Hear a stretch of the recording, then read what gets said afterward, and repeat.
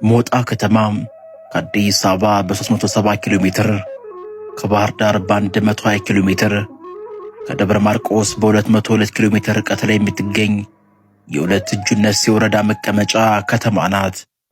በ1747 ዓ.ም እንደተቆረቆረች የሚነገርላት ሞጣ ከተማ የ271 ዓመት የዕድሜ ባለጸጋ ናት። ሞጣ ከተማ ከ2000 ዓ.ም ጀምሮ የከተማ አስተዳደር ደረጃ አግኝታለች። በ6 ቀበሌዎች የተዋቀረችውና 1995 ሄክታር ስፋት ያላት ሞጣ ከ65000 ሕዝብ በላይ በከተማዋ እንደሚኖር ይገመታል።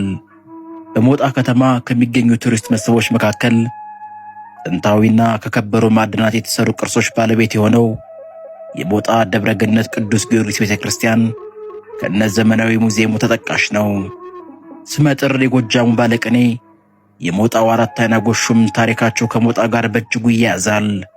መምህር የጎሹ ዜማ፣ ቅኔ፣ መጻሕፍትና ቋቋም ጠንቅቀው ያውቁና የበቁ መምህር በመሆናቸው አራት አይና የሚል የጠቢብ ቅጽል የተሰጣቸው አባት ነበሩ።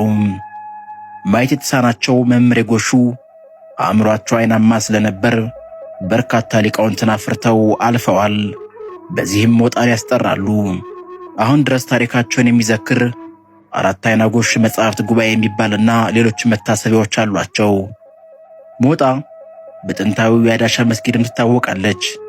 መስጊዱ የተመሰረተው በ1747 ዓ.ም እንደሆነ ይነገራል።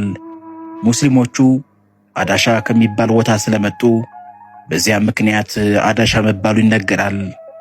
ጌታው ሼህ ኢብራሂም በሞጣ ከፈለቁ ታላላቅ የእስልምና ምሁራን መካከል አንዱ ናቸው። ከአዳሻ መስጊድ ምስረታ ጋርም ስማቸው ይነሳል። ከተለያዩ አካባቢዎች በመሄድ እስልምናን የሚማሩም ነበሩ።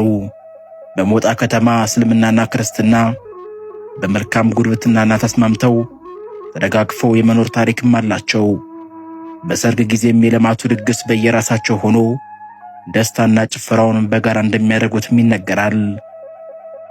ከሞጣ የጥንታዊነት ምልክቶች መካከል 7 ዋርካዎችም ይጠቀሳሉ።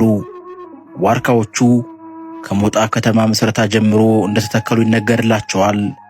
ዋርካዎቹን ተክሎ ያሳደጓቸው ደግሞ መናኔ ገብረ ሕይወት የተባሉ አባት መሆናቸው ይነገራል። ድሮ ሞጣ የጎጃምና የጎንደር መገበያያ ስፍራ ስለነበረች ዋርካዎቹ ለመገበያያነት ያገለግሉም ነበርም። የማር ተራ፣ የእህል ተራ፣ የአሞሌ ጨው ተራና የበርበሬ ተራ በሚል ስያሜም ነበራቸው።